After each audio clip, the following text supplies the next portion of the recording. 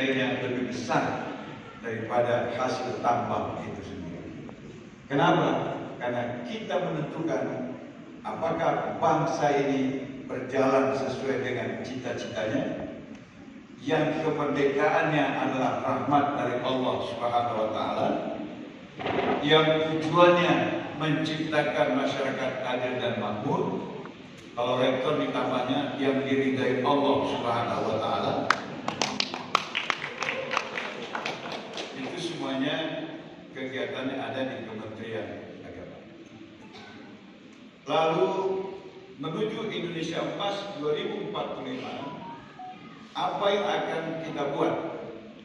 Karena kita harus adaptif terhadap perubahan, adaptif terhadap program-program yang menuju pada sesuatu yang lebih baik.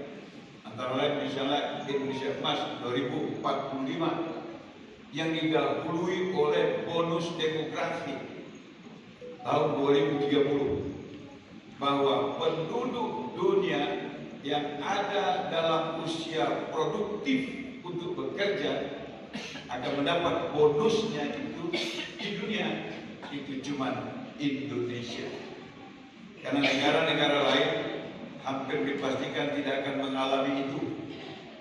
Saya kasih contoh Cina, penduduknya 1,4 miliar, tapi kemudian pabrik susunya yang dibuat untuk memberi susu anak-anak di Cina udah bingung memasarkan produknya. Kenapa?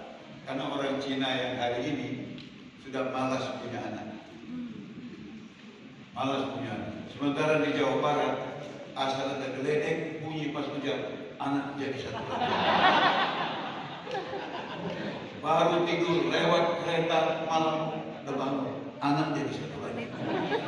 Akhirnya jumlah kelahiran kita malah melewati batas minimum untuk tetap bisa mempertahankan identitas bangsa. Bapak Ibu sekalian, karena itu pada kesempatan kuliah umum ini saya ingin memperkenalkan Astacita dari Pak Prabowo Gibran, ya, agar kita bisa kemudian melihat kita akan berjalan di pilar yang mana, yang pasti dalam guidance atau koridor yang sama, Astacita. Yang pertama adalah memperkokoh ideologi Pancasila, demokrasi, dan hak asasi manusia.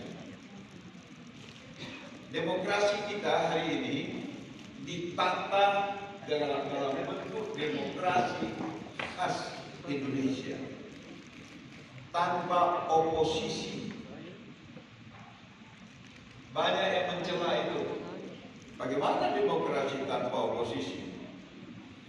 Pak Prabowo mengatakan kita berdemokrasi adalah bermusyawarah untuk mufakat, bukan saling caci, saling gotok-gotokan.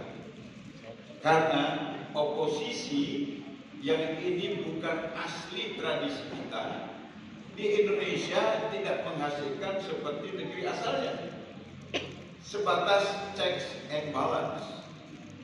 Kita itu mengkristal menjadi permusuhan. Bayangkan dulu cerita cebong dan kampret. Cebong dan kampret itu bukan hanya di tingkat partai politik, sampai ke kamar tidur. Karena ada suaminya kampret, istrinya cebong, dan sebaliknya. Tapi Pak Prabowo mengakhiri hidup dengan cara bergabung.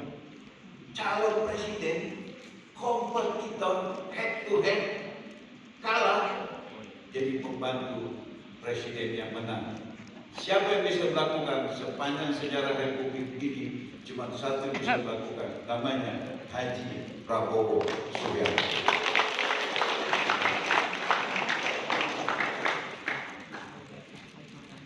Setelah kalau dibilang ini percobaan atau riset menunjukkan hasil yang positif, itu kemudian dilanjutkan di tahun 2024 dan diikuti orang. Kita sama Prabowo-nya setuju wakilnya. Pak Prabowo melihat itu upaya membangun demokrasi tanpa oposisi. Karena di awal penerimaan terhadap Presiden Jokowi melampaui 70% ke atas, di akhir kenapa melorot? Selidik punya selidik yang memuji Jokowi sampai 76% itu kelompok A, tapi kemudian yang meributi Jokowi di akhir jabatan sampai titik yang paling rendah kelompok yang sama. Berarti ini kelompok ini memainkan kepentingan siapa? Pak Prabowo mendapat jawabannya. Dia memainkan kepentingan orang luar agar Indonesia tidak pernah kompak, tidak pernah damai, sehingga ketika pertengkaran ini meruncing, mereka punya peluang untuk kembali datang merampok Indonesia.